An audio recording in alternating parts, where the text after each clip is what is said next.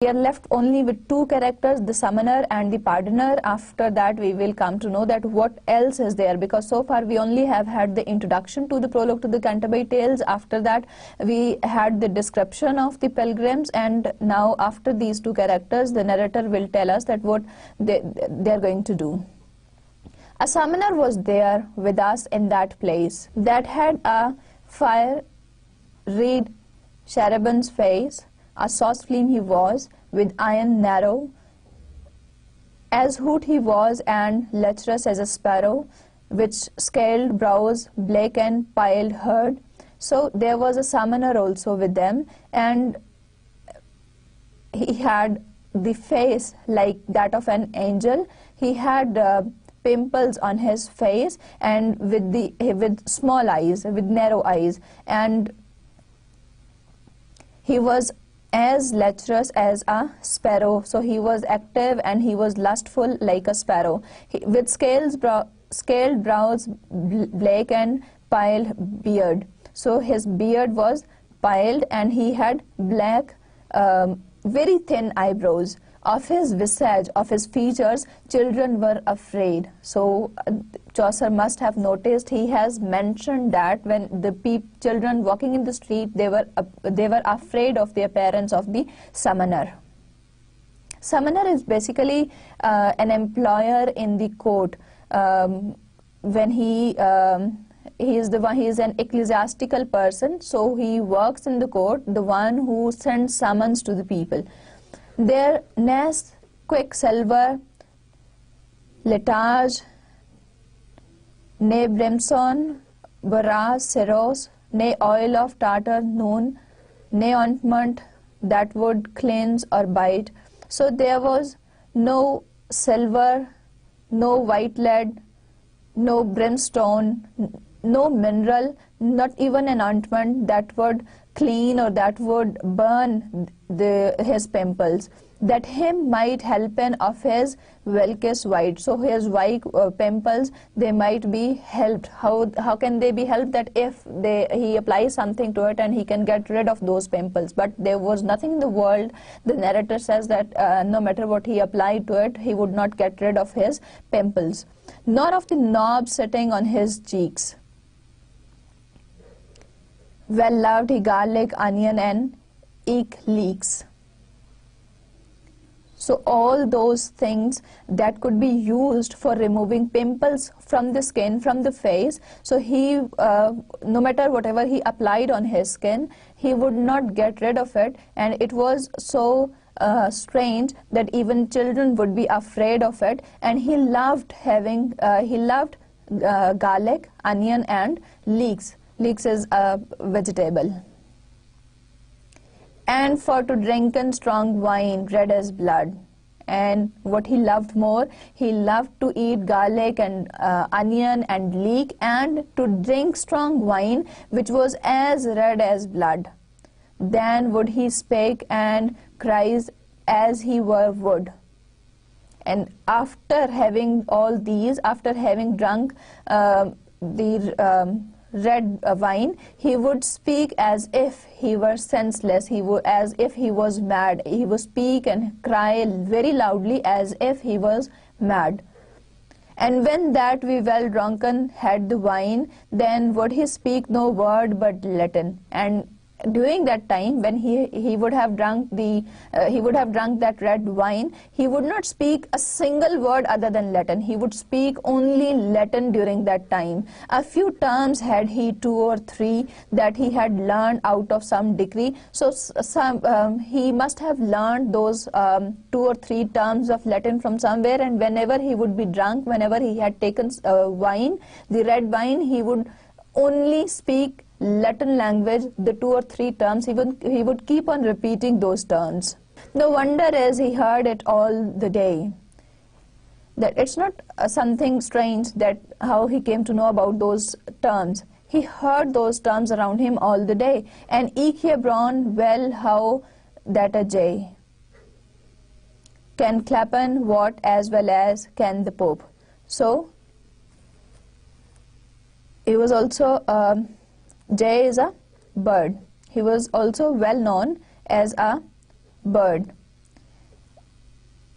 and he could be well called Walter. Walter is somebody very respectful, very honorable in the society. So as honorable as a Walter or a Pope. But whoso could in the other thing him grope.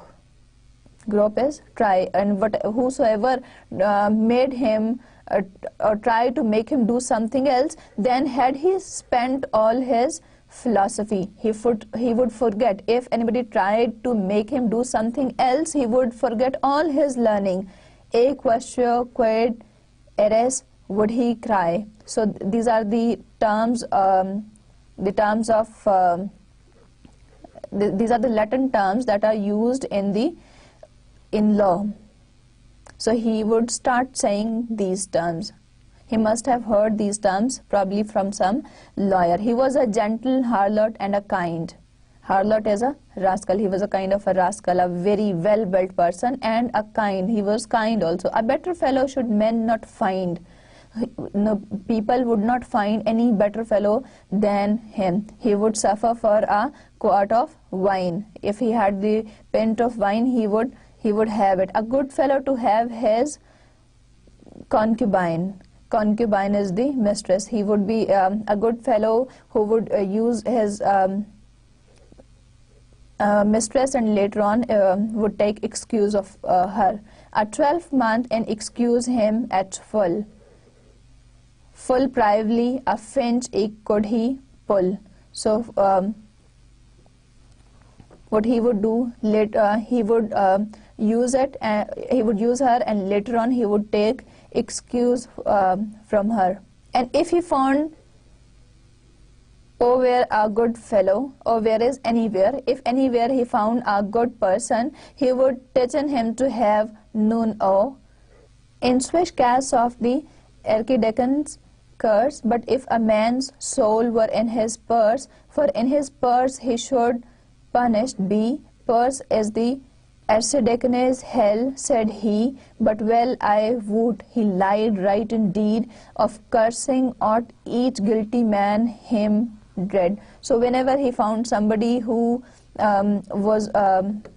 whenever he found a good fellow, he would teach him that in such cases, the people who were afraid of excommunication due to their bad deeds, he would assure them that they would not get, he would assure them that unless and until they are in the archdeacon's cave, they will not be punished. They will not be punished for it. So he assured them, and the narrator says that I'm sure that he was lying and he was not lying whatever he was saying. So of course he says that the guilty men, they ought to dread their the bad things that they have done. For curse falsely right as a soiling Sabbath. So curse always slays as the absolution saves, and also war him of the significant in danger had he at his own guise is the manner, in his own manner. So in his area where he was the bishop, the district, they were the young girls of the diocese. So he was aware of the area where he was the bishop. He was aware of the secrets of and knew her counsel and was all her rede. So he knew the secrets of the young girls, and he advised them in different matters.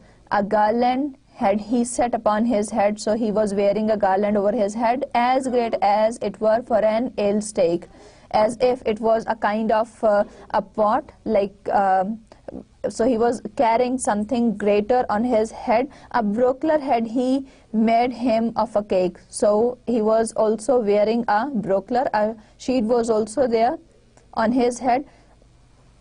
Now the kind of thing that he was carrying on his head, it looked like maybe बाल्टी की तरह की चीज जो कि वो अपने sir के ऊपर उठाया हुआ था, उसने अपने गार्लैंड के ऊपर उसको सजाया हुआ था. With him there rode a gentle partner. एक पार्टनर भी उनके साथ था. Partner is somebody who gives pardons to people. People come and confess their sins and that person gives them, pardons them. Of Rouncewell, his friend and his compeer. So he was his convent, his companion. Now the pardoner and summoners, they were together because sometimes their works in the ecclesiastical court, they overlapped and they had to do similar works, or sometimes they were working together. So they were companions. Summoner and the pardoner, they were the companions. That straight was common for the court of Rome. He was coming straight from the court of Rome. Full loud his song, come hither, love to me. So he was singing fully in the loud voice, come here, love me. This summoner brought to him a stiff burden. So he was carrying a stiff burden, he was carrying a heavy load. Would never trumpet of half so great a son. And he spoke as loudly as a trumpet.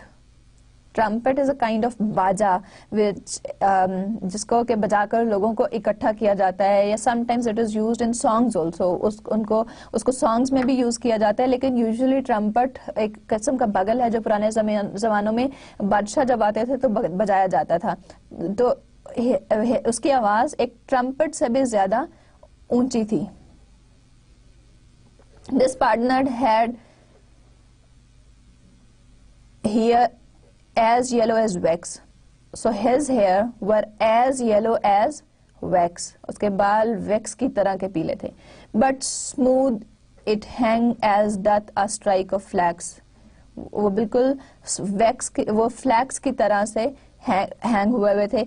But ounces hence his locks that he had, they were hanging like the thin pigtails, and therewith he his shoulders overspread. He had spread them over his shoulders, but thin it lay, but colpons un and un. So one by one, they were the locks were they looked thin. He had very little hair, and the locks were lying on his shoulders one by one. But hood for jollity.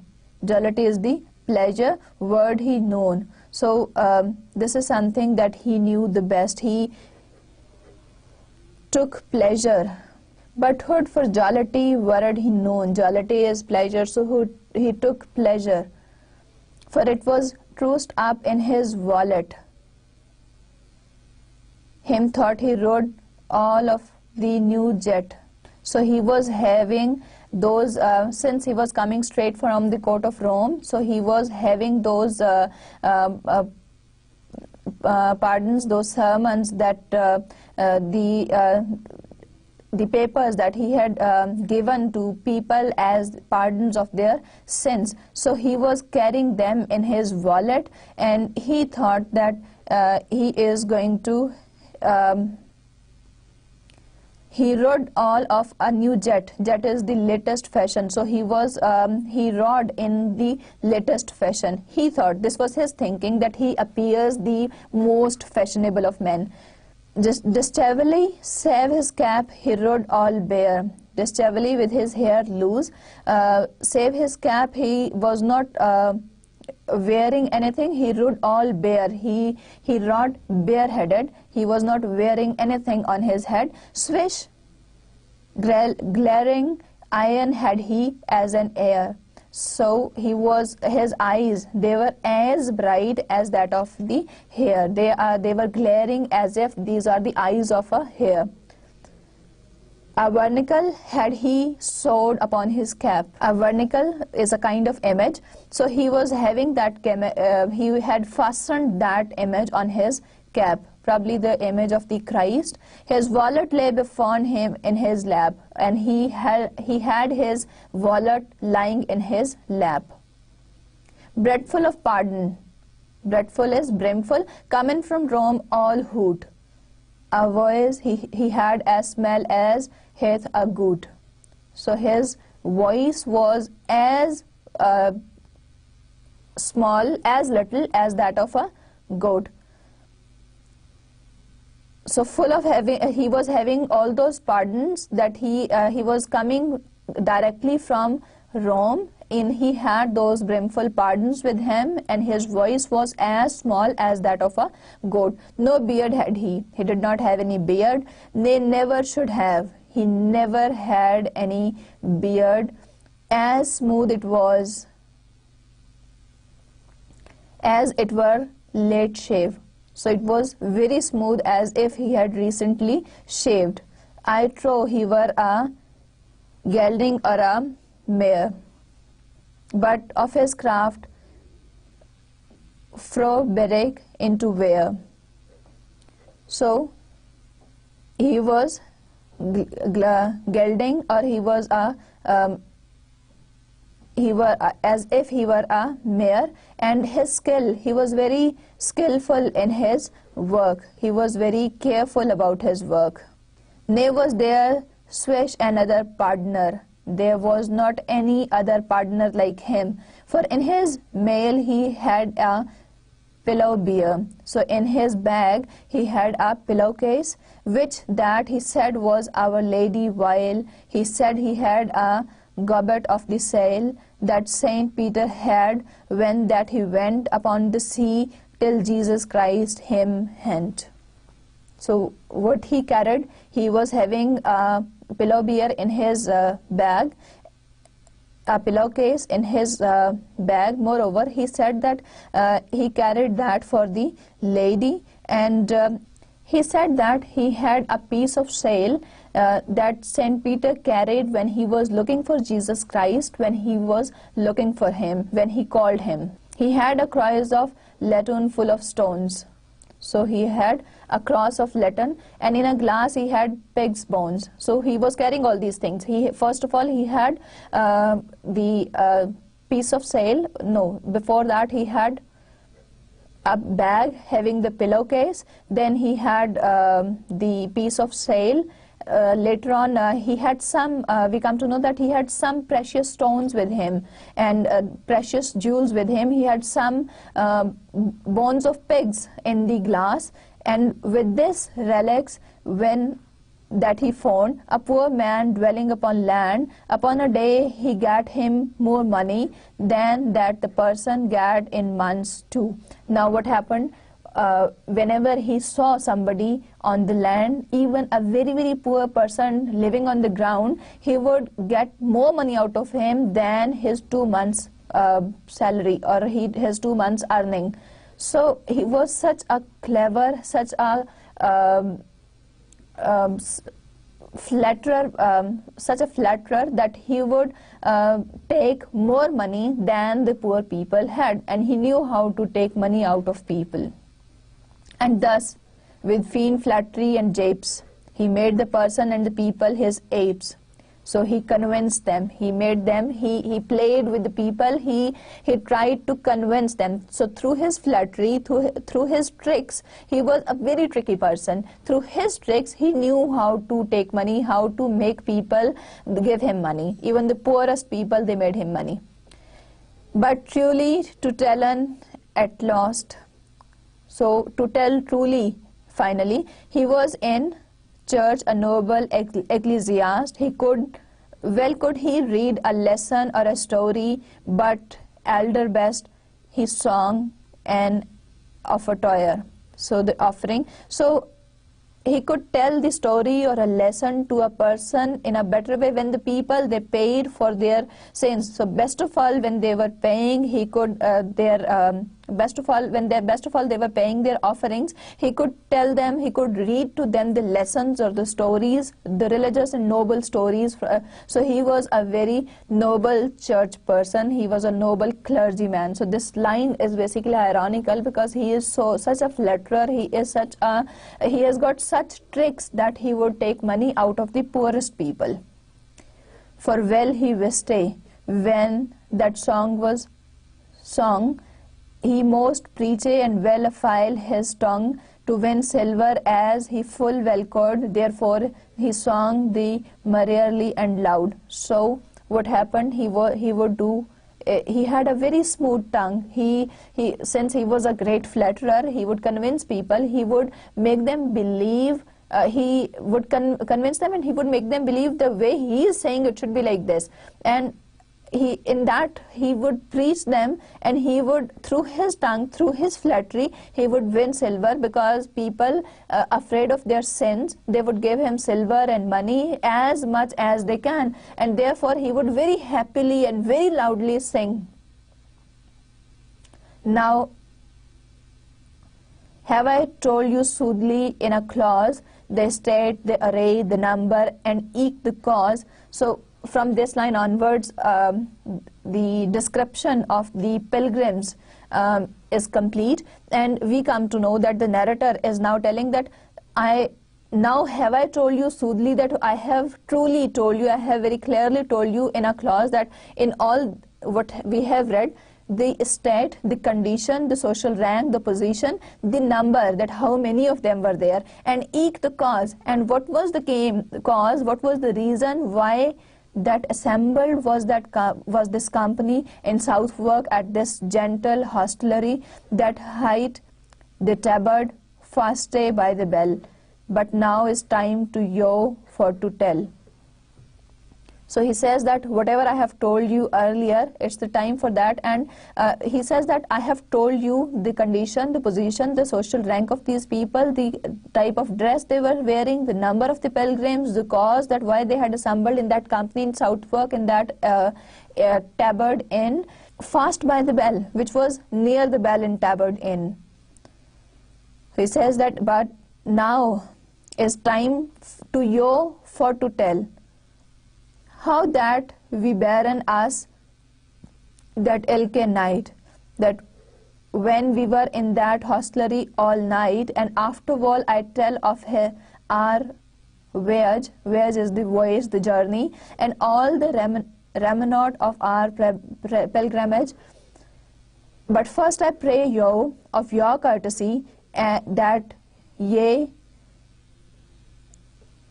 narrate it not my villanage. Now he talks about the host, that by the night he conducted us very well in that inn, and after I have told you of after this I will tell you of the whole journey, the remaining part of the pilgrimage that they were going to take. But he says that before that he requests the readers of their courtesy, so that whatever he is going to say, they should not say any ill about it. Though that I plainly speak in this matter. So he says that in this matter he is going to speak very plainly, he is very honestly going to describe the things, to tell you his words and his cheer. So whatever the pilgrims are going to describe, whatever the stories, because they are going to say, nay though I spake her words properly, that I speak their words properly, for this ye known all so well as I. So just as I know, you all also know well. Whoso shall tell a tale after a man, he moot rehearse as nay as ever he can. So whatever the person tells, he must tell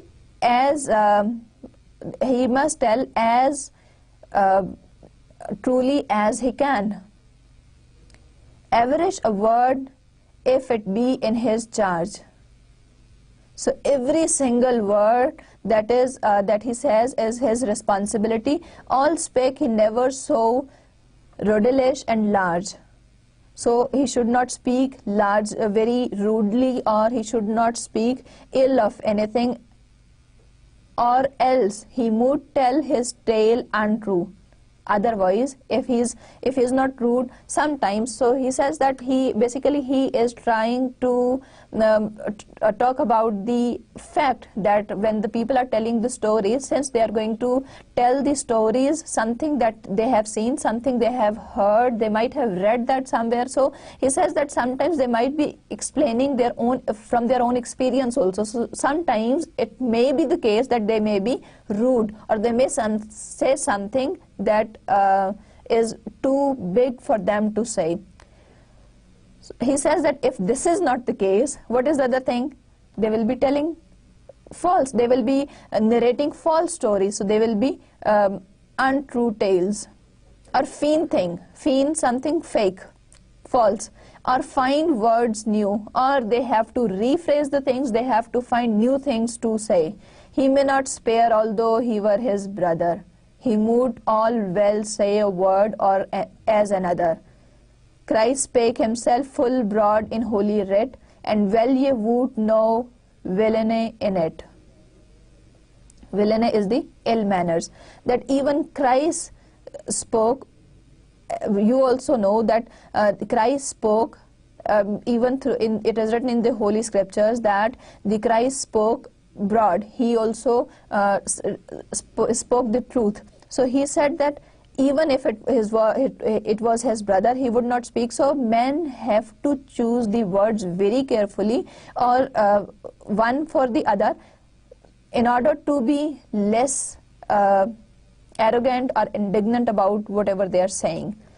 Eke Plato saith, whoso that can him read, the words moot be chosen to the deed. So Plato, first he gave the reference of Holy Christ, that Holy Christ always spoke the truth, and his preachings, they are according to the religion also, the people are supposed to tell the truth. And Plato also said that the words must be chosen very carefully according to the deeds. Also I pray you to forgive it me. So now the narrator says that I request you to forgive me for this. All have I not set folk in her degree, that I have not arranged the people according to their dignity, according to their social status, here in this tale, as that they should stone. So he says that in this prologue to the Canterbury Tales, the narrator says that I have not arranged, or I have not talked about people according to their social status, according to their rank. My wit is short, ye may well understand. So he says that, now it's Chaucer here, he says that my wit is short, you might understand. Great cheer made our host us everyshon, and to the supper set he us anon. He served us with white ale at the best. Strong was the wine, and well to drink us lest. A seemly man our host was withal, for to hand been a marshal in an hall. So he says that their host was a very great man. He made comfortable, he made cheerful to everyone. He served the supper, he set everyone for the supper, and he served them the food, the best food, and he served them the strong wine that that they drank. And he was a capable man. He was a man who could be fit for being a marshal at the table. A marshal is basically a man who arranges the feasts, and he knows how to seat people in the hall, in a dining hall. So he was fit for that. A large man he was with iron steep. He was a well-built man with the steep eyes, with sharp features. A fair burgess is there known in cheap. So you would not find in that place any fine person than him. Bold of his speech and ways, and well taught, and of manhood him liked right not. So he was bold in his speech and in his ways, and he was taught well. He knew things, and of manhood. He did not lack anything in manhood. Lacked here refers to lack, to deprive of something. So his character did not lack anything, whatever he needed for being a man. Eke thereto, so he was a worthy man. Eke thereto, he was right a merry man, he was a happy man, and after supper playing he began. So he started playing, he started talking and gossiping about after having the supper. And spake of mirth amongst other things. And he started talking about mirth, talking about happiness among other things. when that we had made our reckonings, and said thus, now lordings truly, ye been to me right welcome heartily. Now he tried to address them, he welcomed them, he started with sir, he started addressing them, and he said that you are all welcome here, I wholeheartedly welcome you. For by truth, if that I shall not lie, I saw not this year so merry a company, atones in this Hebrew is as now, fain bold I don ye mirth, wiste I how. So what he is saying that all through this year I have not seen such a happy company as it has gathered here now at this tabard inn. So he welcomed them all, and he was very happy about that, and he said that fine would I don you mirth, that I will try to, he would try to please all of those pilgrims if he knew how to do that. So this is something, he is undertaking some mission. He is saying that since he is happy about their being together at that place, it is such a happy company that he has not seen. पूरे उसने पिछले 1 साल में उस तरह की happy company नहीं देखी, लोगों को इस तरह खुशी से इकट्ठे होते, बातें करते, गॉसिप करते हुए उसने नहीं देखा है. तो उसने उनको कहा है कि अगर उसको पता हुआ कि किस तरह से उनको खुश किया जा सकता है तो वो उनको खुश करने की पूरी कोशिश करेगा, उनके लिए आराम और उनके लिए खुशी का बायस बनेगा. Enough of mirth I am right now by thought that he has thought of a pleasant thing. उसने एक बहुत अच्छी चीज के बारे में सोचा है, that might bring them happiness, जिससे उन तक खुशी आ सके. To do ye ease and it shall cost not.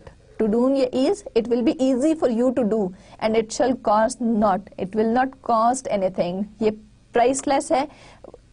उसने कहा कि मुझे एक ऐसी चीज के बारे में सोचा है जो कि आप सब लोगों के लिए खुशी लेकर आएगी, जो आप सब लोग कर सकते हैं if you agree, and इसकी कोई कीमत नहीं है. ये goon to Canterbury, God your speed. So you are all going to Canterbury. Allah may speed your journey. The blissful martyr quite your meed. Meed is the reward. The blessed martyr may give you the reward of visiting that shrine. And well I would, as a goon by the way, ye shapen you to talent and to play.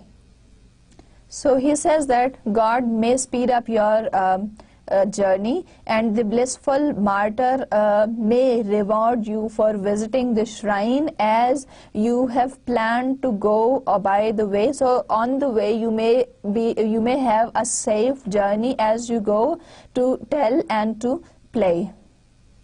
For truly confront ne mirth is known, to ride by the way dumb as a stone. So it will not bring any happiness if you keep on riding on your way like as dumb as a stone. Stones don't speak. So he said कि पत्थरों की तरह से अगर चलते रहेंगे तो ये जो लंबा सफर है it would become painful, वो मजीद लंबा लगेगा और उसमें कोई खुशी नहीं रहेगी. And there too will I make on you despot. So he is giving them suggestion. वो एक उनको idea दे रहा है. As I said erst, and do you some comfort, that in order to bring them comfort, उनको comfortable करने के लिए, उनको आराम दे, उनके आराम के लिए. And if you like it all by own assent, कि अगर आप सब लोग इस चीज पर रजामंद हो जाएं, आपकी अगर मर्जी हो, for to stand at my judgment, to that he will stand as the judge for that, and for to worken as I shall you say. So since they will be moving on their journey, they will be riding, along with that they will be telling stories to each other. So he has proposed this idea that if all the pilgrims they agree on telling the stories, he has offered his judgment to them, that I would act as your judge, and you will all follow how I say. So he offers them to be their guide, to guide them to the Canterbury.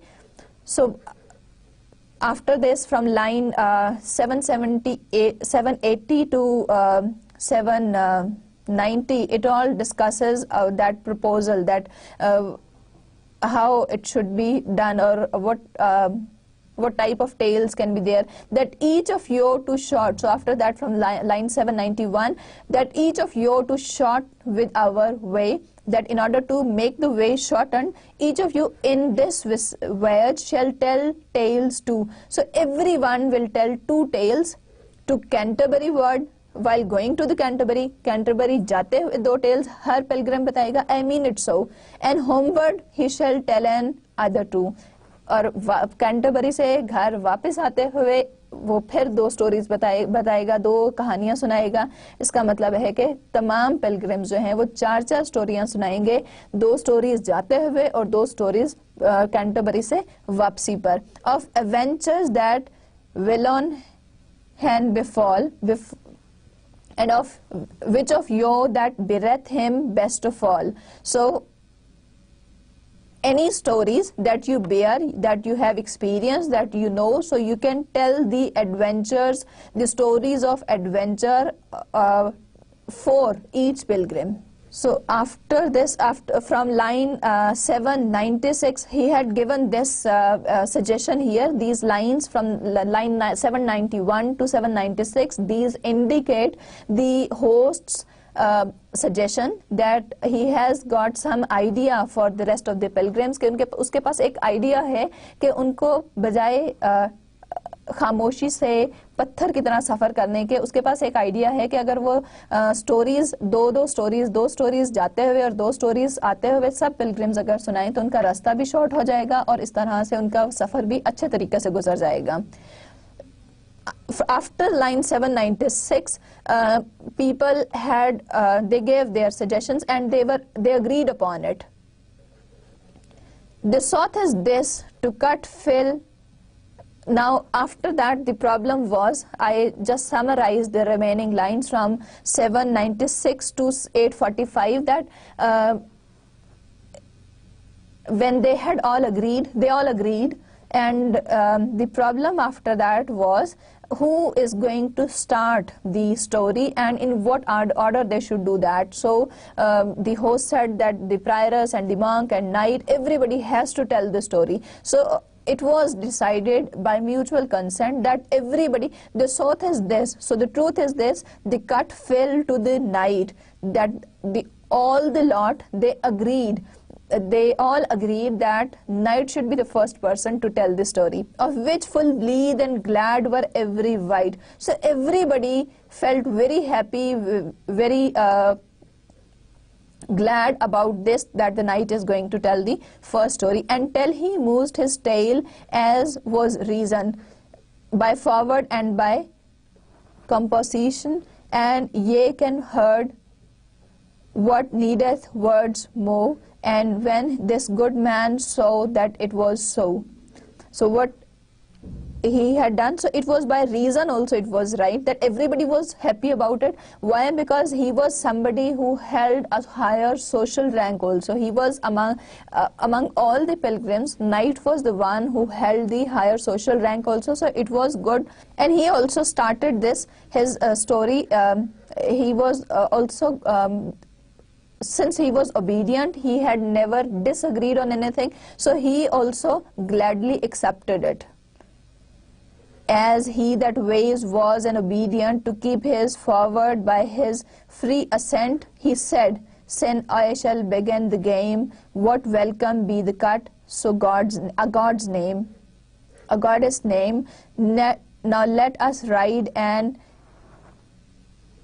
hearkeneth what I say." And with that word we ridden forth our way, and he began with right a merry cheer, his tale and said as ye may hear. So he started off with his tale. So the knight was a good fellow. He agreed whatever decision was taken by the rest of the lot. He was an obedient fellow, and he said that since it is mutually agreed by everyone, so he welcomed them all, and he said that since he was the first one to start, he took the God's name, and he said that now when I ride, and here is my tail, and he rode on his way, and he began with his tail very happily.